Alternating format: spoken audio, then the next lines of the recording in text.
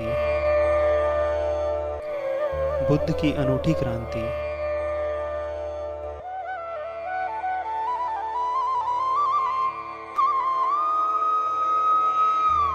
भगवान बुद्ध की गाथाओं पर सद्गुरु ओशो के अमृत प्रवचन। एस धम्मो सनातनो।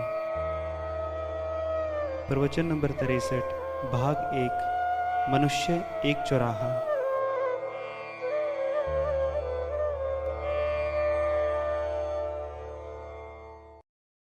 जोगियों का लिबास लगते हैं, लोग कितने उदास लगते हैं।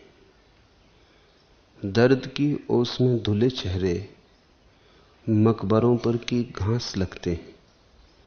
सुबह सूरज किधर से निकलेगा, मैं कदे में कयास लगते हैं।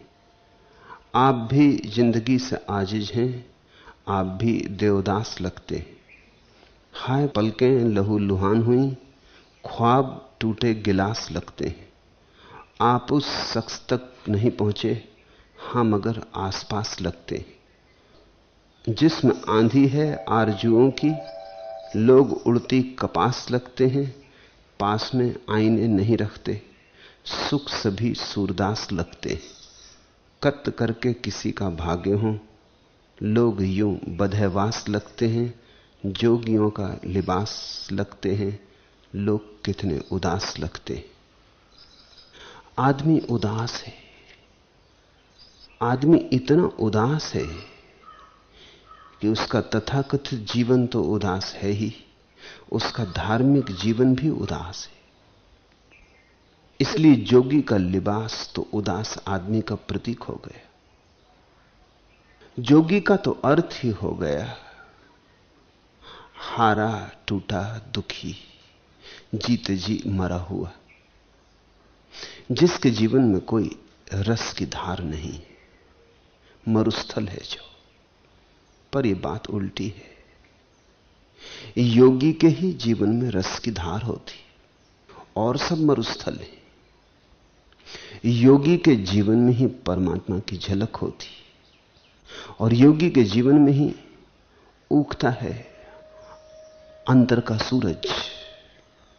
तो योगी के जीवन में तो आनंद होगा, नृत्य होगा, गीत होगा,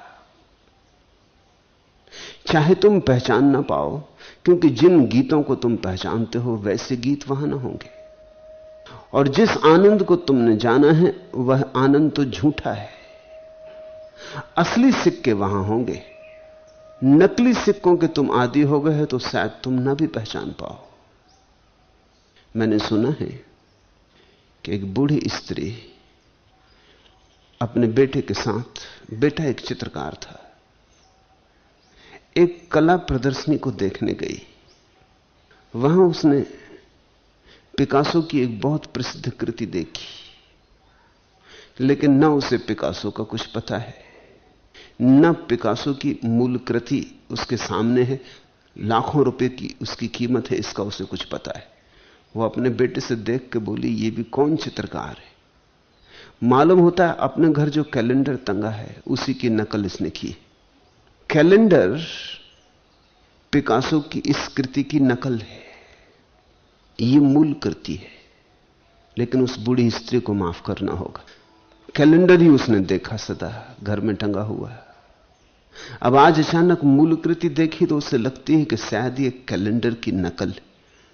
और वो चकित है कि किस नासमझ ने इसको यहां टांगा है। इसको प्रदर्शन करने की जरूरत क्या है? पहली तो बात नकल, वो भी एक साधारण से कैलेंडर की जो अपने घर में वर्षों से टंगा है। तुमने तो जो जाना है वो नकल है। योगी के जीवन में जो सुवास तुम्हें मिलेगी वो असल है, वो असली सिक्का है। स्वामी राम कहा करते थे, धर्म नगद है और असली सिक्का है। यहां तो सब उल्टा हो गया है। यहां तो तुमने करीब करीब दुख को ही धीरे धीरे सुख मान लिया है। मानो ना तो करो भी क्या, मन को तो समझाना पड़ता है। उदास से उदास आदमी से मिलो, पूछो कैसे हो, कहता सब मजा है, सब ठीक चल रहा है, प्रभु की कृपा। और चेहरा कुछ और कह रहा, आंखें कुछ और कह रही, ओंठ कुछ और कह रहे, शब्द झुटला रहे हैं उसके व्यक्तित्व को। मातमी से मातमी चेहरा भी कहता है सब ठीक है, तुम सब ठीक है। शायद होश में भी नहीं कहते कि तुम क्या कह रहे हो। सब कहां ठीक है? सभी ठीक होता तो फिर क्या कहना था। लेकिन तुम्हारी अड़चन क्षमा करने योग्य है, क्योंकि अगर तुम इसको ही ठीक न मान लो तो जियोगे कैसे, सोओगे कैसे, उठोगे कैसे, बैठोगे कैसे? प्रतिपल कांटा चुभेगा, मुश्किल हो जाएगी जीना, जीवन कठिन हो जाएगा। इसलिए धीरे धीरे इसी को सुख मान लेते हैं। हम सब बहुत सुखी हैं, लेकिन सुख की कोई बात नहीं। हम सब बहुत दुखी हैं, लेकिन दुख का कारण ज्ञात नहीं। प्रेमालाप मग्न ये जोड़े चट्टानों की छाहों में, जैसे कोई सत्य खोजता हो झूठी अफवाहों में। कुछ खोखले रिक्त शब्दों का फिर फिर दोहराया जाना, नकली विश्वासों के हाथों बार बार धोखा खाना। तन के भोग कक्ष में कैदी सांपग्रस्त प्यासी रूहें, इन पर कभी किसी बादल का होता दृष्टि निपात नहीं। हम सब बहुत सुखी हैं, लेकिन सुख की कोई बात नहीं। हम सब बहुत दुखी हैं, लेकिन दुख का कारण ज्ञात नहीं। न तो सुख है जीवन में, और न हमने दुख के कारणों में झांकना चाहा है। उसमें भी डर लगता है कि कहीं और झंझट न हो जाए, कहीं दुख के कारण खोजते और दुखी न हो जाएं, तो हम दुख से आंख चुराते। इस बात को ख्याल में लेना। सुख जहां नहीं है वहां सुख मान लेते हैं, जीना तो है किसी बहाने। और दुख जहां है वहां से आंख चुराते, क्योंकि दुख को देखने में डर लगता है कि अगर देखा तो कहीं दुख और ना हो जाए। फिर देखने में सार भी क्या है, तो हम वहां देखते हैं दूर सपनों की दुनिया में, जहां सुख कभी होगा। और यही चूक हो रही है। दुख को गौर से देखो, दुख का कारण मिल जाए तो जीवन में सुख के आने का द्वार मिल जाता है। बुद्ध ने कहा है, दुख है, दुख का कारण है, दुख से मुक्त होने का उपाय है, दुख मुक्ति की अवस्था है। इन चार को बुद्ध ने आर्य सत्य कहा है, अत्यंत बुनियादी सत्य। इनसे बुनियादी और कुछ भी नहीं। पहला बुनियादी सत्य दुख है। तुमने तो अभी वही स्वीकार नहीं किया। तुम तो झुटलाए जा रहे हो। तुम तो कहते हो दुख नहीं, सुखी हूं, सब है। मेरे पास लोग आते हैं, वो कहते हैं भगवान की कृपा से सब है, बच्चे हैं, पत्नी है, घर द्वार है, धन दौलत है, सब है। मगर फिर मगर क्या? जब सब है परमात्मा की कृपा से, तो अब मगर क्या? कैसा हम झूठ बोले जा रहे हैं। और हम ही झूठ नहीं बोलते, परमात्मा को भी झूठ में घसीट रहे हैं उसकी कृपा से। अगर यही उसकी कृपा है जो तुम्हारे जीवन में हो रहा है, तो फिर उसे कृपालु कहना बंद कर दो। होगी कोई दुष्टता की प्रक्रिया परमात्मा के नाम पर छिपी बैठी, जो तुम्हें सता रही नहीं। लेकिन तुम झूठे हो तो तुम्हारा परमात्मा भी झूठा हो जाता है। तुम झूठे हो, तुम जो छूते हो वही झूठा हो जाता है। और झूठ की पहली सीढ़ी कहां पड़ती? वहीं जहां तुम दुख को दुख नहीं मानते और सुख समझा लेते हो कि सुख है। फिर जब तुम दुख को सुख मान लेते हो, तो तुम एक ऐसी प्रक्रिया में पड़ गए कि अब तुम दुख के कारण कैसे खोजोगे। जब सुख ही मान लिया तो दुख का कारण कैसे खोजोगे? जिसने बीमारी को स्वास्थ्य मान लिया, वो चिकित्सक के पास जाए क्यों?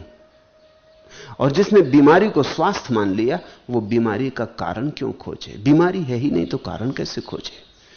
तुमने जहां दुख को इंकार किया, वहीं तुम चूक गए, वहीं से तुम भटक रहे हो, और जन्मों जन्मों में तुमने वही किया है। इसलिए बुद्ध कहते हैं, पहला आर्य सत्य है, दुख है, इसे झुठलाओ मत, भागो मत, आंख मत मूंदो। आंख मूंदने से दुख मिटेगा नहीं, आंख मूंदने के कारण ही दुख बढ़ता गया है। तुम आंखें मूंदे खड़े हो और दुख बढ़ता चला गया। आंख खोलो, कारण खोजो। दुख है, सुख जरा भी नहीं है। सुख मान्यता है, दुख सत्य है। तो दुख के कारण को खोजो, और उसी के कारण की खोज करते करते तुम चकित हो जाओगे। जैसे ही कारण हाथ में आ जाता है, तुम्हारे हाथ में एक अपूर्व कुंजी आ गई। अब तुम्हारी मर्जी, दुखी होना हो तो हो जाओ, न होना हो तो न हो। कौन चाहे कि दुखी होना चाहेगा? जब समझ में आ जाए कि द्वार कहां, तो कौन दीवार से निकल के सिर तोड़ना चाहता है? लेकिन तुम दीवार को द्वार कहते हो, तो द्वार तुम्हें दिखाई नहीं पड़ सकता। बार बार टकराते हो, फिर भी सजग नहीं होते, चौंकते नहीं। बार बार कोई बहाना खोज लेते हो कि टकरा गए होंगे, कोई और भूल चूक होगी। दरवाजा तो यही है, निकलना तो यही है, निकलना तो यहीं से हो सकता है। दुख का कारण ख्याल में आ गया तो दुख से मुक्ति तुम्हारे हाथ में आ गई। अब तुम्हारी मर्जी। और कौन है जो दुख चाहता है? दुख का कारण समझ में आते ही दुख से मुक्ति का उपाय मिल जाता है। दुख मुक्ति का उपाय मिलते ही तुम्हारे जीवन में धीरे धीरे वो घड़ी आनी शुरू हो जाती। कभी कभी झलक आती, कभी किरण उतरती, कभी देर टिक जाती, कभी थोड़ी और ज्यादा देर टिक जाती, जब सुख होता है। दुख का अभाव सुख है। इस बुद्ध विचार को समझो। बुद्ध कहते हैं दुख निरोध। बुद्ध से लोग पूछते कि मोक्ष में सुख होगा, निर्वाण में सुख तो होगा ना? बुद्ध कहते सुख की बात ही मत करो, इतना ही कह सकता हूं कि दुख नहीं होगा। बुद्ध अद्भुत हैं, क्योंकि बुद्ध जानते हैं तुम इतने बेईमान हो कि तुम निर्वाण में भी सुख खोजने लगोगे। वही तो तुम्हारी संसार की भूल है कि तुम सुख खोज रहे। दुख को तो पहचानते नहीं, सुख को खोजते हो। वही तुम्हारी चूक है, वही तुम्हारी फिसलन है, वहीं से तुम गिरे हो, वहीं से तुम गिरते जा रहे हो। अगर तुमसे कहा जाए मोक्ष में सुख है, जैसा कि हिंदू कहते हैं आनंद, जैसा जैन कहते हैं परम आनंद, बुद्ध ने नई भाषा खोजी। बुद्ध की भाषा मनुष्य के मनोविज्ञान को जिस ठीक ढंग से पहचान पाई है, वैसी किसी दूसरे व्यक्ति की भाषा नहीं पहचान पाई। बुद्ध ने मनुष्य को सोचकर भाषा निर्मित की। महावीर अपने को देख के बोल रहे हैं। महावीर को आनंद हुआ है तो वो कहते हैं कि मोक्ष परम आनंद की दशा है। लेकिन उन्होंने ये ख्याल नहीं लिया है कि जिस आदमी से बोल रहे हैं उसने तो आनंद जाना नहीं। वो तो आनंद के नाम से सुख समझेगा, पहली बात। दूसरी बात, अभी तक सुख खोजता रहा संसार में, अब वो मोक्ष में स्वर्ग सुख खोजने लगेगा, और सुख खोजने में ही उसकी भ्रांति है। इसलिए महावीर की भाषा आदमी को देख के नहीं है, महावीर के अपनी चित्त दशा को देखकर है। बुद्ध की भाषा तुम्हें देखकर है। बुद्ध पागलों की भाषा में बोल रहे हैं, पागलों से बोल रहे हैं, देख के जान के कि तुम किस तरह की भूल कर सकते हो। जैन शास्त्रों में लिखा है कि जब मोक्ष रमणी तुम्हें वरेगी, मोक्ष रमणी, कि जब मोक्ष की सुंदर स्त्री तुम्हारा वरण करेगी। अब बात बिल्कुल ठीक है, कहीं भी भूल चूक नहीं। लेकिन जो रमणियों के पीछे दीवाना रहा है अब तक, और फिल्म अभिनेत्रियों के द्वार खटखटाता रहा है, वो तो पढ़ के गदगद हो जाएगा। मोक्ष रमणी, वो क्या समझेगा? उसके सामने कौन सी प्रतिमा उठेगी, कौन सा रूप उठेगा? मोक्ष रमणी। वो मोक्ष में भी वही खोजने लगेगा जो यहां खोज रहा था।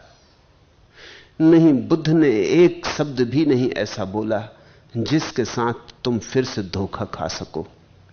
बुद्ध की भाषा बड़ी अद्भुत है।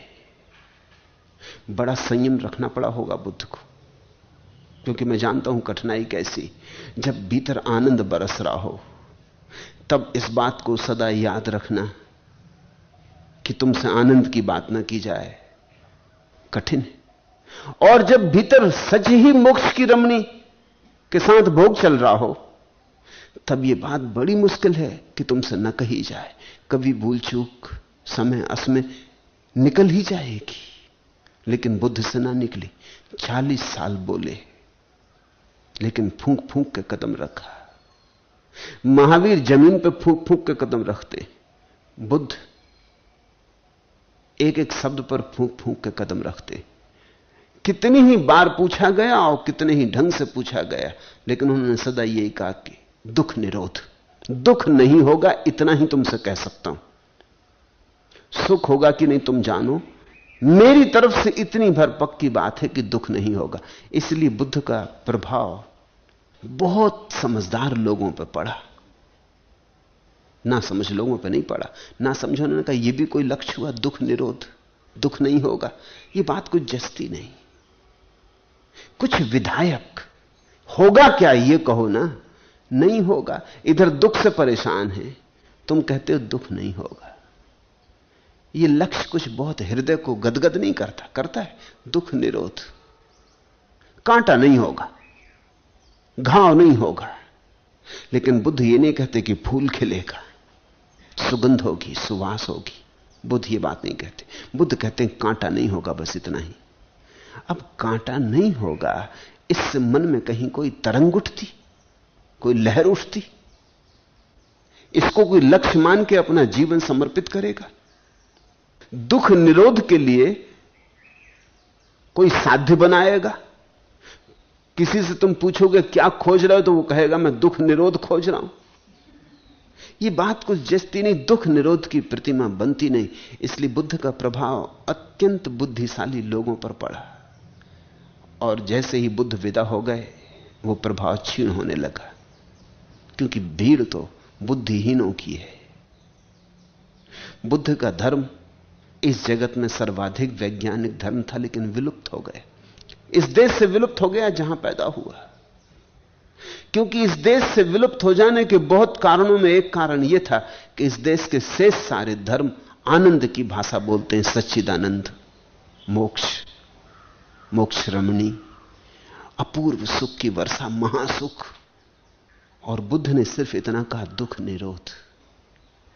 लेकिन मैं तुमसे कहता हूं, बुद्ध की बात समझ के चलोगे तो इस मंदिर की सीढ़ियों पर चढ़ सकते हो, क्योंकि दुख निरोध ही सुख को पाने का मार्ग है। दुख न रह जाए तो जो बचेगा उसका नाम आनंद है। दुख के अभाव का नाम आनंद है। फूल खिलता है, निश्चित खिलता है, लेकिन जो व्यक्ति सुख की तलाश में लगा है वो संसार को ही बढ़ाए चला जाता है, और जो व्यक्ति दुख की तलाश में लग जाता है वो संसार को काटने लगता है। कारण हाथ में आने लगते हैं, उतना उतना दुख गिरने लगा, उतना संसार गिरने लगा। निदान हो गया रोग का, चिकित्सा बड़ी आसान हो जाती है। बुद्ध चिकित्सक है। बुद्ध ने कहा भी कि मैं वैद्य हूं, जैसा नानक ने कहा है कि मैं वैद्य हूं, ऐसा बुद्ध ने भी बहुत बार कहा कि मैं वैद्य हूं। अनेक अनेक बार बुद्ध ने दोहराया है कि मैं कोई दार्शनिक नहीं, कोई ज्ञानी नहीं, मैं तो वैद्य हूं। तुम बीमार हो, मैं वैद्य हूं। तुम जब वैद्य के पास जाते हो तो वो तुम्हारी बीमारी दूर कर देता है। स्वास्थ्य तो तुम्हें देता नहीं, दे भी नहीं सकता। किस वैद्य का सामर्थ्य? स्वास्थ्य कब किसने किसको दिया? स्वास्थ्य को देने की जरूरत ही नहीं। स्वास्थ्य का अर्थ ही होता है जब बीमारी नहीं रह जाती तो जो बचता है। तो वैद्य तुम्हारी बीमारी छीन लेता है, औषधि देता है कि बीमारी कट जाए। जब सब बीमारी कट जाती तो जो पीछे अपने आप स्वभावता रह जाता है, उस स्वभाव में जो है वही तो स्वास्थ्य है। ये दोनों शब्द एक से ही बने हैं, श्वास है, स्वभाव और स्वास्थ्य। स्वयं रह गए तो स्वस्थ, कुछ और विजाति न बचा तो स्वस्थ। तो स्वास्थ्य तो कोई नहीं दे सकता। तुम अगर डॉक्टर के पास जाओ, कहो कि कुछ स्वास्थ्य दे दें, तो वो कहेगा बीमारी क्या है। तुम कहो बीमारी तो कुछ भी नहीं, मैं स्वास्थ्य की तलाश कर रहा हूं, तो वो कहेगा कि बीमारी जब कुछ भी नहीं तो तुम स्वस्थ हो, और स्वास्थ्य देने का कोई उपाय नहीं। बीमारी छीनी जा सकती है, स्वास्थ्य दिया नहीं जा सकता। तो बुद्ध बीमारी का विश्लेषण किए, बीमारी को ठीक ठीक तर्कयुक्त ढंग से साफ कर दिया। फूल खिलता है, नाव नहीं ये अधर हैं हंसती इनसे झील, पता नहीं ये जिंदगी कितने लंबे मील। लकड़ी की इस देह के टूटे हुए किवाड़, पीछे रेगिस्तान है आगे उठे पहाड़। कोने पर से फट गई यह चिट्ठी सी धूप, संध्या ऐसी लग रही ज्यों विधवा का रूप। कच्ची मिट्टी के मनुज आवे जैसा गांव, अंगारों का फर्श है और धुएं की छांव। 12 बजते ही मिली सुइयां दोनों साथ, अभिवादन करता समय जुड़े घड़ी के हाथ। पीली आंखें धूप की, नीले दर्द हजार, पतझड़ में शायद तभी हरा हो गया प्यार। कपट छलाओं का नगर, तीखे तीखे लोग, मित्रों को भी लग गया नागफनी का रोग। संबंधों की हथकड़ी चेहरे हैं अभियुक्त, आंखों के पक्षी उड़े होकर बंधन मुक्त। चोरी करके चांद की गए तिमिर के चोर, गश्त लगाता फिर रहा यहां सिपैया भोर। लहंगा पहने धूप का उतरी जल में शाम, बूढ़े बरगद ने कहा पलक मूंद कर राम। अनगिन चेहरों से लदा यह नीला आकाश, बरसों खोजा न मिला अपना सुर्ख पलाश। वर्षों क्या जन्मों खोजा ना मिला अपना सुर्ख पलाश। वो जो अपने भीतर का सुर्ख फूल है वो मिला नहीं, और जब तक वह नहीं मिला तब तक कुछ भी नहीं मिला। तब तक तुमने जो भी इकट्ठा कर लिया सब बोझ है, और जब तक तुमने जो भी खोजा सब व्यर्थ है। तुम रेगिस्तानों में भटकते रहे, मरुद्धान मिला नहीं। यह भी स्वीकार करने का मन नहीं होता कि मरुद्धान मिला नहीं, इसलिए मान लेते हो कि मिल गया। ऐसे सांत्वना हो जाती। सांत्वना से जागो तो ही सत्य मिलता है। तुम्हारे तथाकथित साधु सन्यासी तुम्हें सांत्वना ही देते। सांत्वना से जागो तो सत्य मिलता है, सांत्वना से सत्य नहीं मिलता। मैं तुम्हारे साथ जो प्रयोग कर रहा हूं वो है तुम्हारी सांत्वनाएं छीन लेने का प्रयोग। तुम्हारी सब सांत्वनाएं छिन जाएं तो तुम्हारे जीवन का दुख इतना है कि वही दुख तुम्हें जगा देगा। तुम्हें दुख जगा नहीं पा रहा है क्योंकि तुमने सांत्वनाओं की खूब आड़ बना रखी, सांत्वनाओं के खूब तुमने कवच पहन रखे। दुख है और नहीं जगा पा रहा। अलार्म बज रहा है दुख का और तुम कानों में रुई लगाए पड़े हो। वो रुई सांत्वना है। दुख बजता है लेकिन कान में रुई लगाए पड़े हो तो सुनाई कैसे पड़े। और तुम चाहते हो कि किसी तरह सुनाई ना पड़े तो तुम रुई बढ़ाते चले जाते हो। धर्म या धर्मगुरु का एक ही प्रयोजन है कि तुम्हारे कान की सब रुई निकाल ले। बुद्ध ने 40 वर्ष यही अद्भुत प्रयोग किया और बहुत लोग उनके पास सत्य को उपलब्ध हुए। और जिसे भी सत्य को पाना हो उसे टालना नहीं चाहिए। उसे यह नहीं कहना चाहिए कल निकालेंगे कान की रुई। अभी निकालो तो निकलेगी, कल पर छोड़ा तो कभी ना निकलेगी। एक संस्मरण और जोड़ दूं, ओ मेरे इतिहास रुको तो। हम रोके जा रहे हैं हर चीज को। हम कहते हैं जरा ठहरो, थोड़ा और धन इकट्ठा कर लूं, कि थोड़ा और मन इकट्ठा कर लूं, कि थोड़ा और ऐसा कर लूं, कि थोड़ा और वैसा कर लूं। एक संस्मरण और जोड़ दूं, ओ मेरे इतिहास रुको तो। हम तो मौत से भी यही कहें। मौत सुनती नहीं इसलिए बात मुश्किल हो जाती, नहीं तो हम तो मौत से भी कहें कि जरा रुक जा। एक संस्मरण और जोड़ दूं, मैंने तुमको अपना जाना, अपने से भी ज्यादा माना, पर इतना सब करने पर भी सचमुच क्या तुमको पहचाना। तुम तो अब भी पहले जैसे लगते हो वैसे के वैसे। एक संस्मरण और जोड़ दूं, ओ मेरे मधुमास रुको तो। रात न रुचती स्वप्न न भाता, दिवस सरी का दिवस न जाता। लगता पहले मैं भी था कुछ, पर अब कुछ भी याद ना आता। सच कितना मजबूर हुआ है, अपने से भी दूर हुआ है। एक विस्मरण और जोड़ दूं, ओ मेरे विश्वास रुको तो। केवल इतनी कथा हमारी, अथ पर इति की पहरेदारी। कभी संवरना चाहा होगा, अब तो बुझने की तैयारी। मन था नई सृष्टि रचने का, अब प्रयास सबसे बचने का। एक संवरण और जोड़ दूं, ओ मेरे सन्यास रुको तो। एक संस्मरण और जोड़ दूं, ओ मेरे इतिहास रुको तो। बुद्ध ने ऐसा नहीं किया। जिस दिन देखा कि मृत्यु है, जिस दिन देखा कि बुढ़ापा है, जिस दिन देखा कि जीवन में दुख है, उसी रात छोड़ दिया सब। उस रात छोड़ने के बाद बुद्ध ने जो कसम खाई वो समझने जैसी है। बुद्ध ने कहा, चाहे मेरा चमड़ा, नसें, हड्डी ही क्यों न शेष रह जाएं, चाहे शरीर, मांस, रक्त क्यों न सूख जाए, किंतु बिना सम्यक संबोधि को प्राप्त किए नहीं रहूंगा। क्योंकि उसके बिना रहने का कोई अर्थ नहीं। सम्यक संबोधि एकमात्र संपदा है। सम्यक संबोधि का अर्थ है बिना जागे नहीं रहूंगा, सोया सोया अब नहीं रहूंगा, सब दांव पर लगा दूंगा, लेकिन अब नींद में रहने का कोई भी कारण नहीं है। जहां मौत है वहां जो सो रहे वे गाफिल हैं और नासमझ। जहां मौत सब छीन लेगी वहां जो इकट्ठा कर रहे वो पागल हैं और विक्षिप्त हैं। अब नहीं, तो बुद्ध ने सब दांव पर लगा दिया।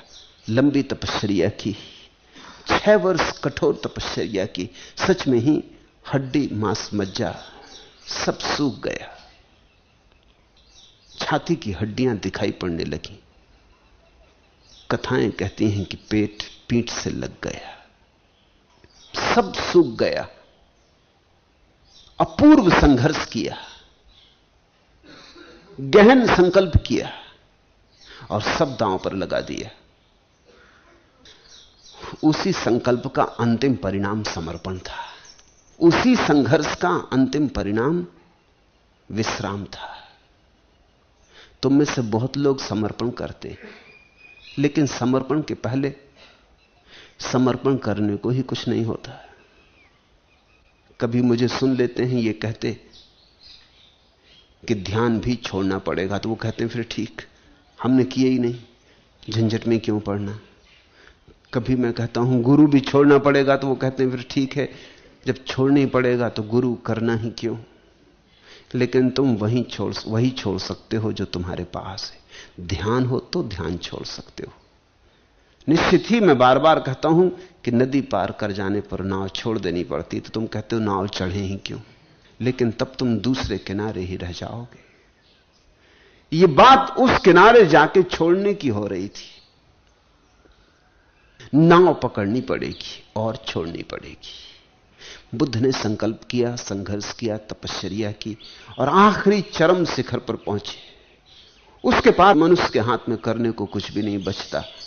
कर्ता की आखिरी स्थिति आ गई, वहां से कर्ता गिरा, बिखर गया, समाप्त हो गया।